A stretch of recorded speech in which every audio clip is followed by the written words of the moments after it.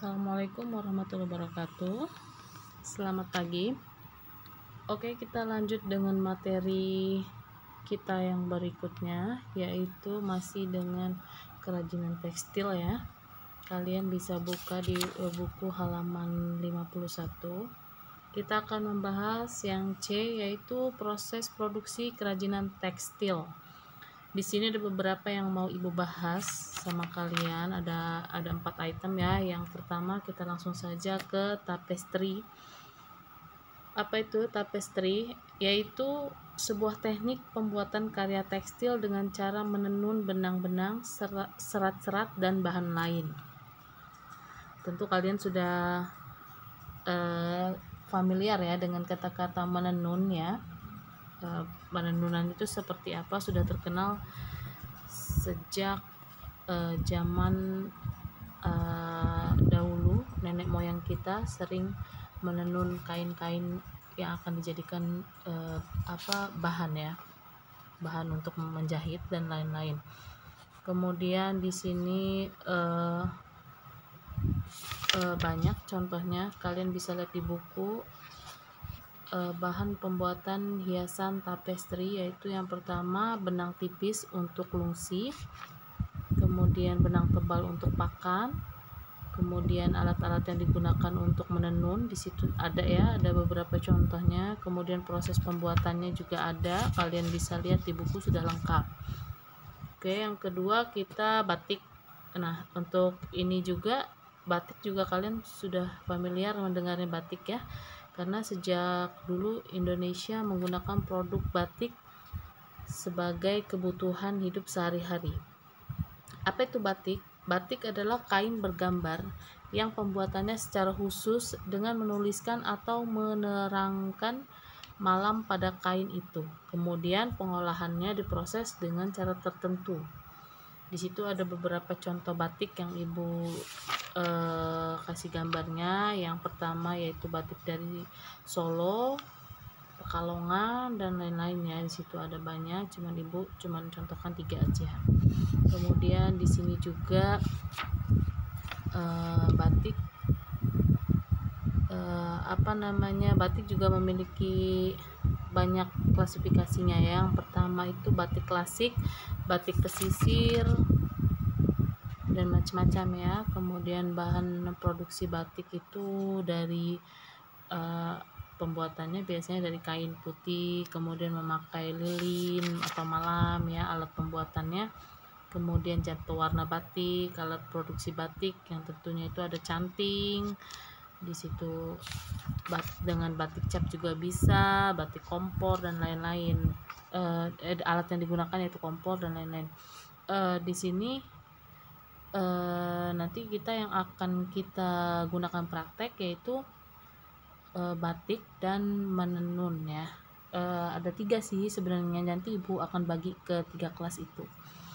Oke, kita lanjut ke proses pembuatan batik tadi di halaman 65. Di situ kalian bisa baca proses pembuatan batik tulis ya yang dipelajari. Cuman kan susah ya kalau batik tulis karena kita harus menggunakan alat-alatnya harus lengkap. Sementara di sekolahan belum ada alat-alat lengkapnya. Nanti kita akan membuat batik ikat celup saja yang lebih mudah. Kemudian yang ketiga yaitu sulam. Sulam merupakan salah satu teknik menjahit dengan tujuan menghias atau mendekoratif kain dengan menggunakan jarum dan benang. Bisa juga menggunakan bahan seperti manik, potongan logam, bulu burung, mutiara, dan payet. Jadi lebih tepatnya sulaman ini seperti hiasan. Jadi kalian di buku itu sudah ada ya dengan menggunakan beberapa jenis tusuk dasar seperti tusuk jelujur, tusuk tikam jejak, tusuk silang, tusuk flanel dan lain-lain. Nanti kita akan mempelajarinya juga. Untuk praktek juga bisa ini sulam. Nanti ibu bahas di kelas berapa ibu bagi nanti ya. Kemudian di sini hasil akhir sulaman dapat dibedakan menjadi 3. Yang pertama sulaman dasar, sulaman terawang, dan sulaman timbul banyak yang mau dibahas ya. Kemudian selanjutnya yaitu jahit aplikasi. Apa itu jahit aplikasi? Yaitu teknik menghias permukaan kain dengan cara menempelkan guntingan kain pada kain yang berbeda warna dengan dasar kain. Selanjutnya diselesaikan dengan jahit tangan, teknik sulam yang menggunakan teknik hias Weston. Jadi lebih digambarkan seperti ini sih kalau ibu ininya jahit aplikasi ini.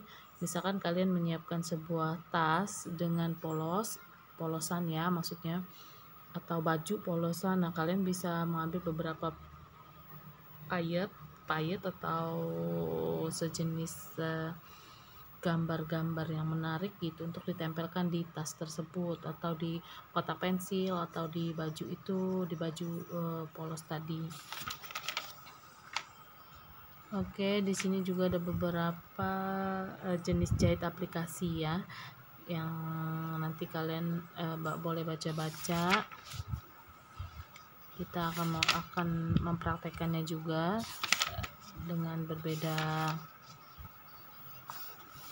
di beda kelas ya. Jadi biar nggak semua batik enggak gitu. Jadi nanti kelas misalkan 7F batik, 7G pakai sulam, yang 7H kita pakai jahit aplikasi.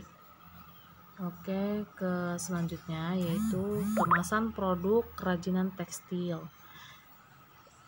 Kemasan apa itu kemasan? Kemasan sangat penting ya, seperti yang sudah kita bahas di poin yang minggu lalu. Kemasan itu sangat menentukan hasil karya yang kita buat. Di sini kemasan merupakan sentuhan akhir dari sebuah proses. Oleh sebab itu, kemasan yang dilakukan pada karya-karya yang berukuran kecil hingga sedang yang mudah dibawa. Jadi di dalam kemasan itu, setelah jadi produksi yang kalian buat itu, kalian bisa kemas dalam kemasan di plastik boleh, di dalam kardus boleh, seperti contoh-contoh ini banyak ya, di hias-hias gitu biar lebih menarik dia. Kemasan produk ini sangat menentukan sekali untuk nilai jual tadi. Kemudian yang terakhir contoh proyek kerajinan tekstil. Di situ contohnya ada beberapa ya. Kalian bisa lihat, yaitu di sini ada tas-tas yang ibu bilang tadi. Ini bisa dengan teknik sulamnya, bisa dengan teknik jahit aplikasi juga bisa. Kemudian gantungan kunci dari kain flanel. Nah, banyak contohnya ya, sudah banyak sekali contohnya. Jadi kalian bisa nanti lihat di YouTube untuk contoh pembuatannya. Oke, sampai sini dulu materi kita di bab 2. Jika ada yang ingin ditanyakan, kita bahas di grup. Terima kasih. Wassalamualaikum warahmatullahi wabarakatuh.